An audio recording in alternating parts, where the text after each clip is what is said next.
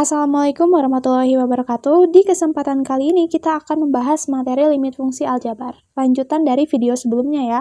Kalau di video sebelumnya kita membahas tentang konsep dasar limit, sekarang kita akan membahas metode penyelesaian limit. Nah, metode penyelesaian limit ini ada 3 cara ya. Yang pertama dengan substitusi. Nah, substitusi itu mengganti nilai X dengan A sehingga menjadi FA. Nah, jika FA-nya tidak terdefinisi, maka penyelesaiannya bisa menggunakan metode yang lain, yaitu pemfaktoran atau merasionalkan. Nah, biasanya yang memakai metode pemfaktoran ini bentuk fungsi limitnya adalah bentuk pangkat. Nah, sedangkan kalau merasionalkan itu bentuk fungsi limitnya adalah bentuk akar. Supaya lebih paham, kita coba langsung ke contoh soal saja ya.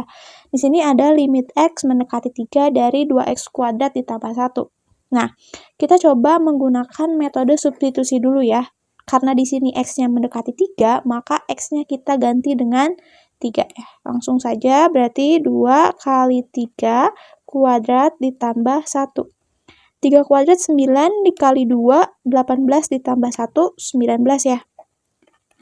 Sudah, ini jawabannya. Berarti nilai dari limit X mendekati 3 dari 2X kuadrat ditambah 1 adalah 19.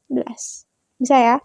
Nah, selanjutnya kita ke contoh soal yang kedua. Di sini ada limit X mendekati 2 dari X kuadrat ditambah 5X dikurangi 14 per X min 2.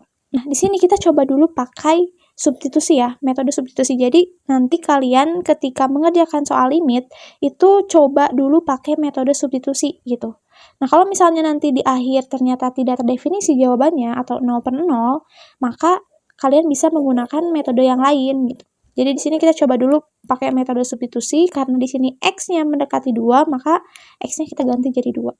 Berarti 2 kuadrat ditambah 5 kali 2 dikurangi 14 per 2 dikurang 2. Di sini 2 kuadrat 4 ditambah 10 dikurangi 14, 0 ya.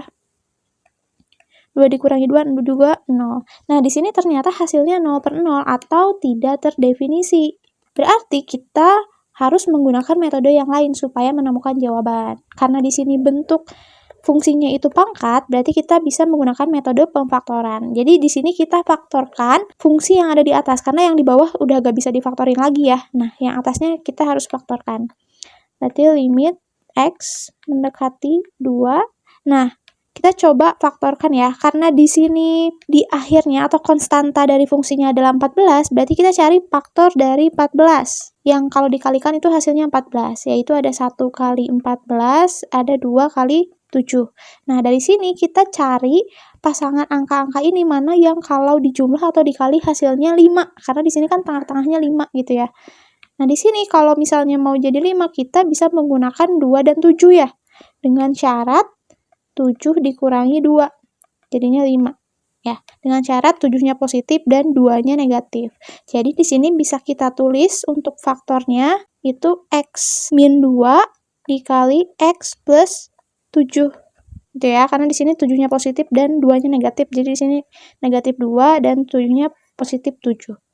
Dibagi X min 2. Nah, sekarang kita coba perhatikan. Di sini antara pembilang dan penyebut ada fungsi yang sama, yaitu X min 2. Berarti X min 2-nya bisa kita coret gitu ya. Jadi sisanya adalah limit X mendekati 2 dari X plus 7. Nah, sekarang untuk menemukan jawabannya, karena kan ini udah bentuk fungsi paling akhir ya, jadi langsung saja kita substitusikan. Jadi kalau udah bentuknya sudah berubah dari yang awal, maka kita boleh substitusi. Nah, kita ganti X-nya jadi 2 ya di sini, berarti 2 ditambah 7. 2 ditambah 7 adalah 9. Udah, berarti jawaban dari limit X mendekati 2 dari X kuadrat ditambah 5X min 14 dibagi X min 2 adalah 9. Nah, lanjut. Sekarang kita coba ke contoh soal yang ketiga. Ini ya. Limit X mendekati 1 dari 2 min akar 3X plus 1 per X min 1. Nah, ini kita coba pakai metode substitusi dulu, seperti biasa ya. Jadi kita ganti X-nya menjadi 1, karena ini X-nya mendekati 1. Berarti 2 dikurangi akar 3 kali 1 ditambah 1 per 1 dikurang 1. Nah, di sini 2 dikurang 3 kali 1 ditambah 1 itu 4 ya. Berarti akar 4 dibagi 1 kurang 1, 0. Akar 4 di sini itu 2, berarti 2 dikurangi 2, 0 juga ya. 0/0. Nah, ternyata hasilnya tuh 0/0 atau tidak terdefinisi juga. Maka, kita harus menyelesaikannya dengan metode yang lain. Nah, karena ini ada bentuk akar, jadi kita pakai metode merasionalkan. Nah, oke ya, ini supaya lebih gampang kita perbesar. Jadi, limit X mendekati 1 dari 2 min akar 3X plus 1 per X min 1. Nah, kita rasionalkan dengan kali sekawan. Kali sekawannya tuh, kita lihat di sini antara pembilang dan penyebutnya mana yang ada akarnya. Ternyata yang ada akarnya itu yang atas kan. Nah, kita kalikan dengan yang atasnya lagi. Tapi bedanya si tanda yang ada di luar akar itu harus berbeda gitu. Karena di sini tanda yang ada di luar akarnya itu negatif, maka nanti kita akan kalikan dengan bentuk yang sama tapi tandanya berubah jadi positif gitu ya. Jadinya 2 ditambah akar 3X plus 1 per 2 ditambah akar 3X plus 1 gitu ya. Nah, jadi bentuknya masih sama seperti yang awal, cuman bedanya di tanda yang ada di luar akar aja. Kalau misalnya awalnya di sini positif, maka nanti dikalinya dengan bentuk yang sama tapi tandanya jadi negatif gitu ya. Pokoknya kebalikannya. Nah, sekarang tinggal kita operasikan aja. Limit X mendekati 1. Nah, ini kan perkalian ya. Jadi, di sini bisa kita kalikan satu-satu dengan perkalian pelangi gitu ya. 2 kali 2 berarti 4. Kemudian 2 kali akar 3X plus 1 berarti berapa? Plus 2 akar 3X plus 1. Kemudian min akar 3X plus 1 dikali 2, yaitu min 2 akar 3X plus 1. Kemudian negatif akar 3X plus 1 dikali akar 3X plus 1. Jadinya negatif akar 3X plus 1 kuadrat gitu ya. Karena ini sama-sama akar dan sama-sama 3X plus 1, makanya jadi kuadrat. Oke, sekarang yang bawah. Nah, untuk menyebutnya itu kalian gak usah kalikan, tulis dideketin aja. Nah, selanjutnya di sini kalian tinggal melihat gitu.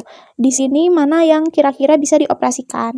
Nah, di sini ada 2 akar 3X plus 1 dikurangi 2 akar 3X plus 1. Sama-sama angka 2 dan sama-sama akar 3X plus 1. Yang membedakan adalah tandanya, yang ini positif dan yang ini negatif. Nah, artinya ini bisa kita coret gitu. Seolah-olah 2 dikurangi 2 kan habis ya 0. Jadi, yang ini bisa kita coret. Nah, berarti di sini sisanya limit X mendekati 1 dari 4 dikurangi. Nah, selanjutnya ini kita coba perhatikan. Ini akar 3X plus 1 kuadrat. Nah, kalau ada kuadrat, terus di dalamnya ada akar, itu nanti tinggal kalian coret aja akar dan kuadratnya. Berarti di sini sisanya tinggal 3X plus 1 aja ya. Yang bawahnya tetap. Nah, selanjutnya di sini kan ada yang bisa dioperasikan ya. Kita sederhanakan aja nih bagian yang atas ini. Kita tulis dulu dari 3X-nya. Jangan lupa dikali negatif ya, karena di depannya ada negatif. Negatif kali 3X itu negatif 3X. Kemudian 4 dikurangi 1, yaitu 3, gitu ya, positif 3. Per yang bawahnya tetap kita tulis X min 1, 2 ditambah akar 3X plus 1. Nah, selanjutnya kita tinggal mengubah bentuk yang atas ini supaya jadi lebih sederhana, supaya nanti bisa dicoret sama yang bawah gitu. Nah, di sini karena angkanya sama-sama 3, berarti kita keluarin aja 3-nya. Negatif 3 gitu ya. Nah, kita coba bagiin negatif 3X dibagi negatif 3, itu kan sisanya berarti tinggal X doang ya. Jadinya X. Nah, kemudian ini 3 dibagi negatif 3, yaitu min 1 atau negatif 1. Yang bawahnya tetap kita tulis X min 1, 2 ditambah akar 3X plus 1.